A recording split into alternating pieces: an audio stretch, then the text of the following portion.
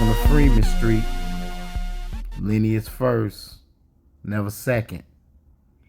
What is a freedman? What is ethnicity? Why is it important? We had a lot of things that trickled down over the years. We came out of slavery 1865. We made 100 years of progress in 10 years. Then we had to fight a lot of things that was against us then, but we still moved forward. And then we had the creation of a lot of towns and areas, and those, crumbled down, and we know the reason because of that. Then tried again, we got up, then it came the 60s, civil rights era. We built up, to a place where we got a little air to breathe. But then enough was enough. So what we helped y'all with, we're gonna do that for everybody else, because we wasn't allowed to be great. They said integrate, come into our areas. And the problem with that, when you go in somebody else's areas, you are bound by their perception, their rules, their structure, their systems, and that's the whole problem. And now it's coming to a whole problem that we are bound for this, bound by that when we go in their communities. But the sad part is, we bound by the same structure when we in our own communities. It's like let's say a man and a woman, a married couple, they got their own house, and there's the rules in there. And your next door neighbor, you know what I'm saying? When you go over there, have dinner over there, they tell you how to do it and all that, and this is where we stand. You're gonna follow those rules. But then you can have a dinner at your house. When you come in, they're gonna tell you what place to use, how to use them, when to eat, who gonna wash dishes and all that, and what time they're gonna leave. Now, if y'all don't find that wrong or a problem, then y'all insane. This is what most of y'all deserve to live in. So when you have NAACP, Institute of Black World, Urban League, all these people doing everything, you investing your money into them, and they doing everything for everybody and not for their own people, that's a problem. That's a problem. When you donate to organizations that claim to represent you, you want them to be selfish when it comes to you. Because until we have what we need, why in the hell are you helping everybody else? I don't care how nobody else look at that. That's like my child's sick and I'm going next door and I'm tending to somebody else's child. That's insane. So we have insane ideologies, structures, and systems in place that should be eradicated, taken out. We should start over. And who gave these people the right in the first place to speak for us? Not me. I didn't tell them, come speak for me. Go get your roles of people that are part of your organization. Go get your list of supporters, and let's see if my name is on that. Did I sign up for y'all to speak for me as black people? And that's the problem. It's a lot of black people.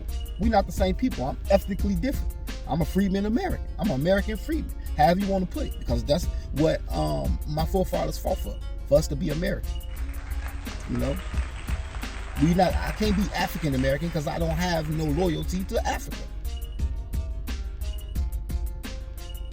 And an African is not a class of people.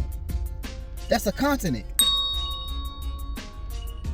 Now, if they want to go about the countries where they at, which most of them got named in the 1900s, and slavery was way before, well, it started 1555, 1525.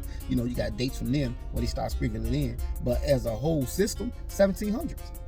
Before Africa got those names for them different other countries that was split up after the colonization. They split those countries up and they named it what they named it. So they'll know, don't come over here taking the cocoa from this area because this is our colonized area. So they agreed what they're gonna do and what they're gonna do. So Africa right now is going through their little upheaval and trying to push some of that stuff out. You know, when you have a lot of people on the continent like, oh, that can't be done, there's so much corruption. Yeah, no, you let these people at the top tell y'all what to do.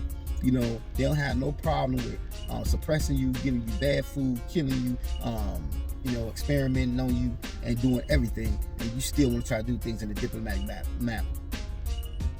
You know, they got what they got by violence. Now, I'm not saying you need to be violent. I'm saying that these people need to know, if you keep messing with me in this way, I'm gonna start messing with you back. That's how it goes. Even here in America, they don't even go off the Constitution anymore. You know, I'm not no Chicagoan. I'm not no Illinoisan. You know, I'm an American. So the laws that you make in Illinois and Chicago shouldn't supersede the Constitution. If it goes against that, then you committing treason. And I got the right collectively as people, if we all feel the same way, is to take these people out of office. That's what the Constitution says. Right now, Biden is committing treason. Brandon Johnson is committing treason. Everybody is committing treason. The word of the day is treason. Treason. Some people just think treason is destroying another country or siding with another country, but it's deeper than that. It's the act of betraying someone or something. The origin is Latin, trader, like trading something, handing over. In the 1800s, that's how they checked a lot of people that was coming into the country. Let's look at the penalty. $10,000 if not sentenced. 5 years imprisonment. That's the minimum. And who can be charged for treason? Levying war against them, adhering to their enemies. Now, where do we see that at? Who cannot be punished? Their families. So that's only for those politicians or those individuals who are creating this type of harm. Treason or betraying the United States is making war against the United States, or being loyal to an enemy of the United States, or giving that enemy help or comfort. When talking about enemy, they're not talking about the government. They're talking about the people. It's we the people. It's our position, our standpoint. So when anyone is in opposition of you, the people, then they are the enemy of the people, because the government is here to represent the people. When they sat down and thought about the creation of America, they knew they was going to have some type of way to keep people in check. And a politician is a citizen, so they fall up under these rules and regulations on which we agree to be as American citizens.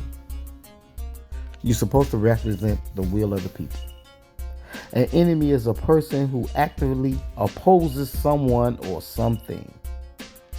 Look at the root in Latin. Not a friend. And not a friend means someone who's not friendly towards you. Their actions are very questionable. So let's substitute certain words in there for enemy. Adversary, agent, antagonist, attacker, bandit, and competitor. Somebody's competing against you, they're an enemy. Let's talk about asylum seekers. You know, they've been used as a tool for our government to do what they're doing to us, but are they actually seeking protection from persecution? This is what they tell us. So I looked it up. What human rights are being violated in Mexico? And this is what they say. But is that really happening? Because then I asked how much money is America sending to Mexico. Come on now, they think we stupid. They sent them $362 billion in 2022. Come on.